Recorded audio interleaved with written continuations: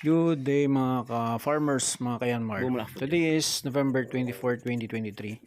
Bale, pumuslit yung mga O-rings, oil seal ng ating hydraulic boom para sa ating AW7 TV. Okay lang. Gana dabi mamre may metolin.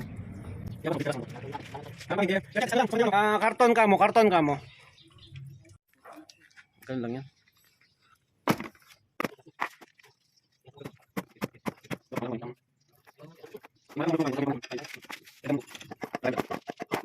Subay itulak mo sana.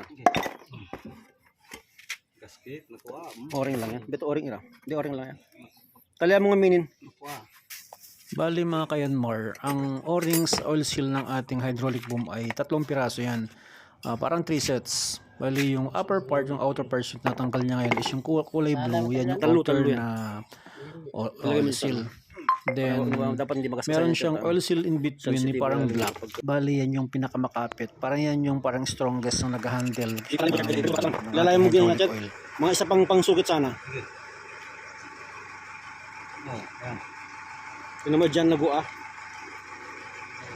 Minggo kabi ko. Minggo kabi yung siguro nakaltong yan. Bale, ito naman yung ating last layer ng ating kaltong talaga yan. Oil seal. Ito yung talaga dyan. Parang white siya, parang putol siya. Crudo. Siguro parang spacer na lang siya.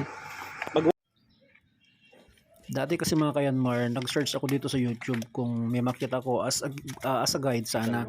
Kasi nung first time kami nasiraan or naputukan ng mga O-ring oil seal ay parang hula-hula na lang, patsambahan na lang. Sa awa naman ng Diyos, natsambahan naman namin, naging maayos. So ngayon, sinishare ko itong knowledge na to para at least magka-idea naman tayong lahat, lalo yung may mga units or mga bagong operators, kung paano magpalit ng ating mga O-ring oil seal ng ating hydraulic boom kapag ka nagkaka-trouble tayo. Minggo ka bagina.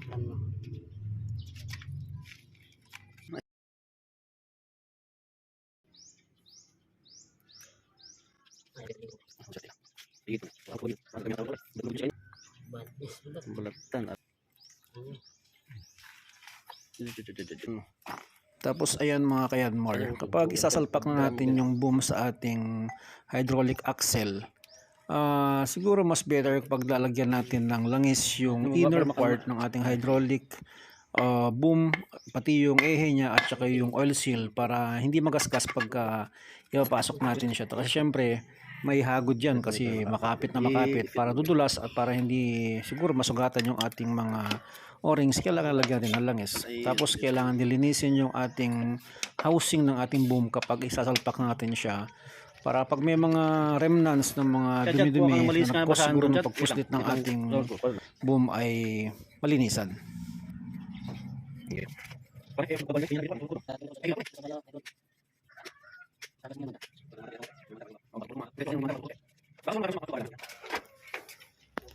Tubawan mo sige.